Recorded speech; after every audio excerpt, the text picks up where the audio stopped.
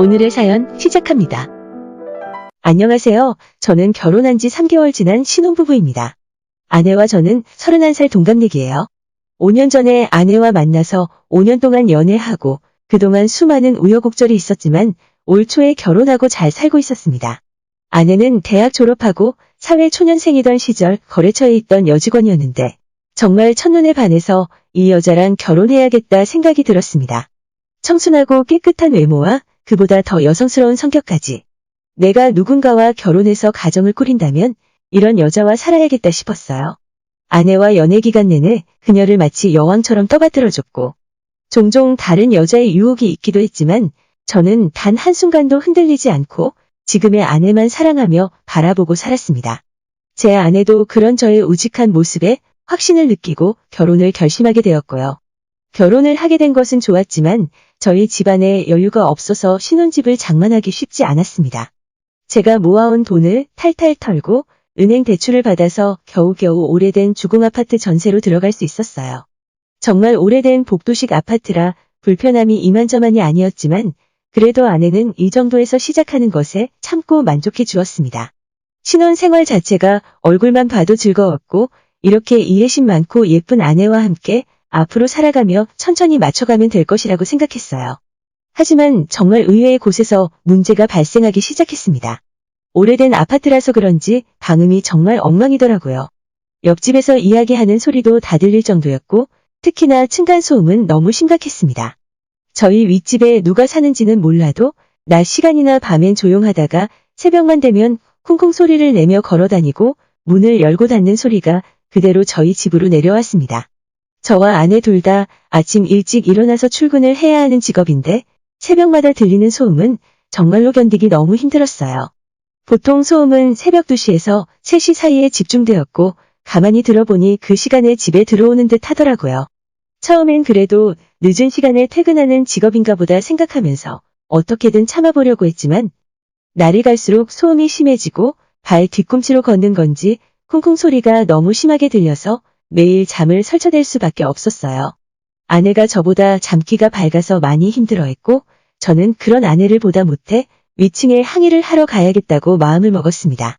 그러던 어느 날 또다시 새벽 3시가 넘어서 위층에서 소리가 들렸고 저는 벌떡 일어나 겉옷을 대충 챙겨 입고 위층으로 뛰어 올라갔습니다. 아내가 말렸지만 혹시나 위험할 수 있으니 아내는 그냥 집에 있으라고 하고 저 혼자 비상계단으로 위층에 올라갔어요.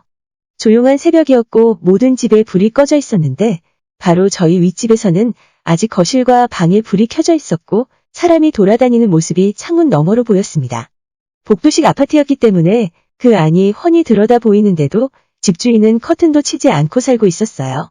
막상 올라와 보니 조금 긴장되기도 하고 살짝 고민을 하긴 했지만 이번에 확실하게 이야기를 해야 한다고 결심하고 초인종을 눌렀습니다.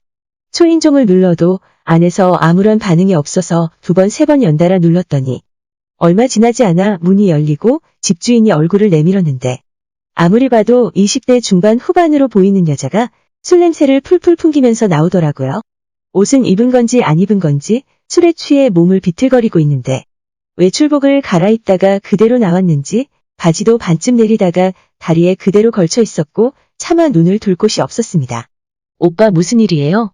라고 묻길래 아랫집인데 새벽에 너무 시끄러워서 잠을 잘 수가 없다고 이야기했더니 그 여자는 제 말을 듣고 깔깔 웃으면서 자기가 지금 퇴근하고 집에 들어오는데 너무 미안하다고 앞으로 조심하겠다고 하더라고요. 저를 초면에 오빠라고 부르는 것이나 엄청난 술 냄새와 옷차림으로 미루어 봐서 대충 술집에서 일을 하는 사람이구나 싶었어요.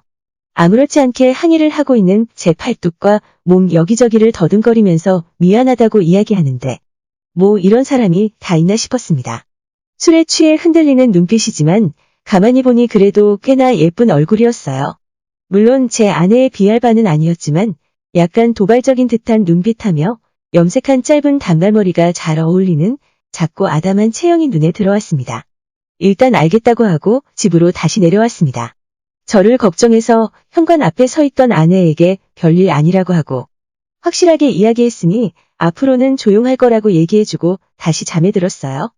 하지만 다음 날도 역시나 또다시 새벽 3시가 넘어서 문을 쾅쾅 여닫는 소리와 함께 발걸음 소리가 들렸고 저는 소음 때문에 짜증이 난다기보다는 윗집 여자가 또다시 술에 취해서 집에 들어왔구나 하고 생각했습니다. 저렇게 매일 만취 상태로 집에 들어오다가 사고라도 치면 어쩌나 하는 생각에 걱정되고 궁금한 마음에 위층에 올라가 보기로 했어요. 아내는 또다시 제가 위층에 올라간다고 하니 걱정이 앞서는지 가지 말라고 말렸지만 저는 괜찮다고 그냥 이야기 다시 하고 오겠다고 말하고는 위층으로 올라갔습니다. 위층에 올라가서 초인종을 눌렀더니 어제처럼 만취가 된 위층 여자가 문을 열어주었고 이 오빠 또 왔네 라고 웃으며 저를 반기더라고요. 하지만 오늘은 저도 위층 여자에게 시끄러우니 조용히 해달라는 말 같은 건 하지 않았어요. 그냥 술 많이 먹었냐, 몸은 좀 어떠냐라고 안부를 물었고 별거 아닌 제 말에 위층 여자가 지금 자기 걱정해주는 거냐면서 눈물을 글썽이기 시작했습니다.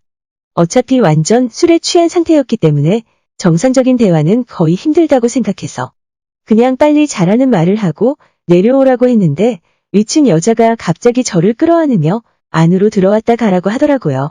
걱정된 마음도 조금 있었고 그녀가 어떻게 사는지 궁금하기도 해서 그녀의 손에 이끌려 집 안으로 홀린 듯이 들어왔습니다.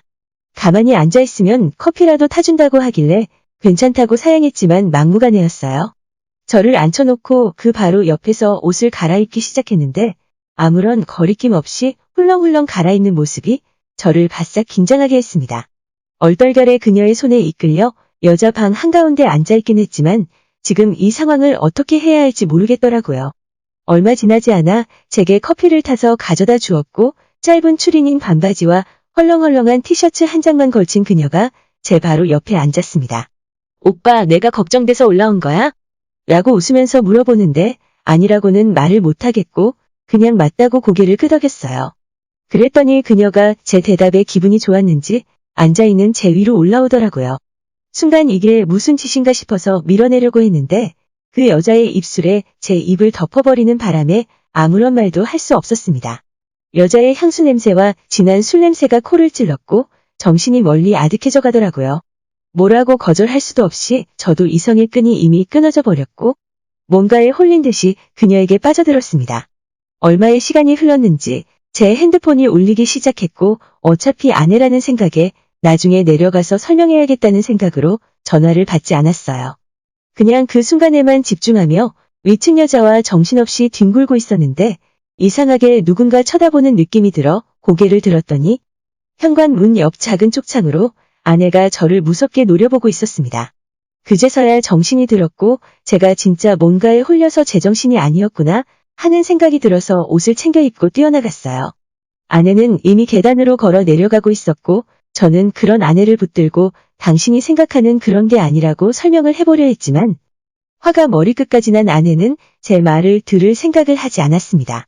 집으로 돌아온 아내는 짐을 챙겨 그대로 집을 나가버렸고 아내에게 이 상황을 다 설명하려고 장문의 카톡을 보냈지만 읽지도 않더라고요. 어차피 이렇게 된 거 그냥 위층 여자하고 하던 거나 다시 해야겠다는 생각으로 위층에 올라갔는데 그 사이에 술에 취해 잠들었는지 초인종을 아무리 눌러도 인기척이 없었습니다. 진짜 세상에 어떻게 이런 일이 제게 일어나는 건지 모르겠어요. 아내와 행복하게 살기 위해서 얻은 집에서 결혼 생활 시작하자마자 이혼당할 위기라서 정말 마음이 불편합니다. 아내는 지금 3일째 연락도 되지 않고 장인 장모도 제 전화를 피하시네요. 이대로 이혼하게 되면 저는 어떻게 살아가야 할지 너무나도 막막합니다. 뭔가 제대로 바람을 피운 것도 아니고 한순간의 실수일 뿐인데 용서를 받을 방법이 없을까 고민 중이에요. 오늘의 사연은 여기까지입니다. 구독과 좋아요, 알람 설정 부탁드려요. 감사합니다.